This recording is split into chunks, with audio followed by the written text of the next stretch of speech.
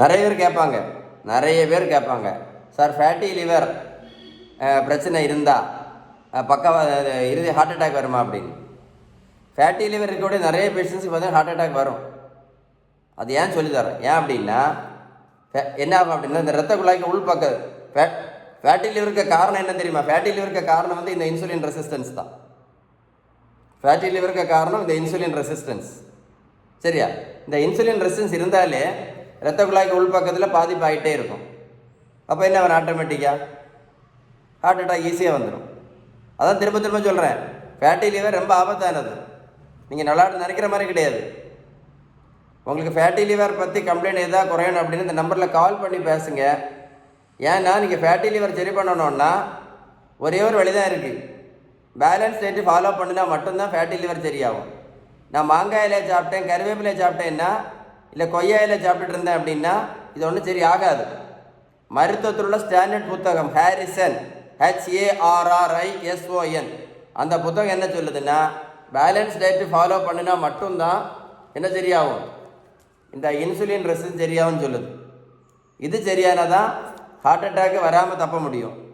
அது சரியானால் மட்டும்தான் fatty liver சரியாகும். சும்மா இந்த வெள்ளை பூசணிக்காய் ஜூஸு, கருப்பு பூசணிக்காய் ஜூஸு, பச்சை பூசணிக்காய் ஜூஸு, சிவப்பு பூசணிக்காய் ஜூஸு, சுரக்காய் ஜூஸு, இந்த கதை ஒன்றும் இங்கே வேலைக்கு ஆகாது. அப்படி நான் சொல்லலை, மருத்துவத்தில் ஸ்டாண்டர்ட் புத்தகம் சொல்லுது, ஹாரிசன் சொல்லுது.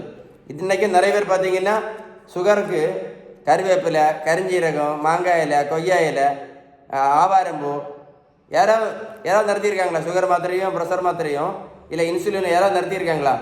வெந்தயத்தை சாப்பிட்ட உடனே சொல்லுங்கள்.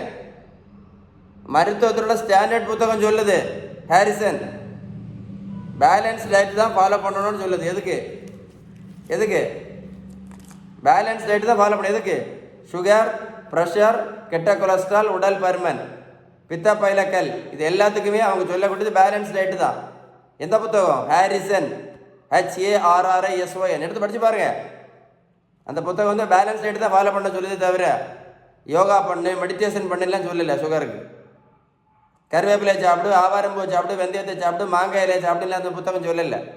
புத்தகம் பேலன்ஸ் டயட்டு தான் ஃபாலோ பண்ண சொல்லுது. ஏமாந்துடாதுங்க. யாராவது நடத்தியிருக்காங்களா? அந்த வெந்தயத்தையும் கருவேப்பிலையும் சாப்பிட்டு யாராவது சுகர் மாத்திரையும் இன்சுலின் நடத்தியிருக்காங்களா? வெந்தயம், கருவேப்பிலை, கரிஞ்சீரகம், மாங்காய் இலை, கொய்யா இலை, நாவல் பழம், வேறு என்னது, க்ரீன் டீ, சுடுதண்ணி, யாராவது நடத்தியிருக்காங்களா? ஏமாந்துடாதுங்க. பேலன்ஸ் டயட்டு மட்டும்தான். ஏதாவது டவுட் இருந்துச்சுன்னா கால் பண்ணி பேசுங்க. இந்த மாதிரி யூஸ்ஃபுல்லான வீடியோ ஷேர் பண்ணி விடுங்க. யாருக்காவது யூஸ்ஃபுல்லாக இருக்கட்டுமே. யாருக்காவது ஹெல்ப் பண்ண விருப்பம் இருந்தால் ஷேர் பண்ணுங்கள். ஓகேவா?